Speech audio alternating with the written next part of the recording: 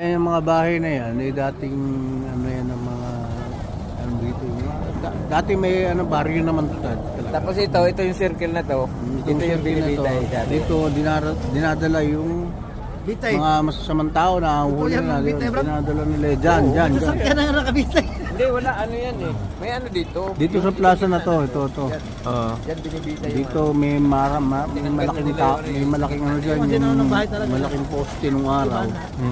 Noong unang panahon dyan nila inaano, ni-execute yung mga tao. To kaya itong lugar po na to talagang historical to dahil hindi makapasok ang mga panahon ng ano pa sila, sinasakop ng wala pa sila sariling Chinese wala pa sila po sariling bansa, wala pa sariling pangalan ng bansa nila na Korea.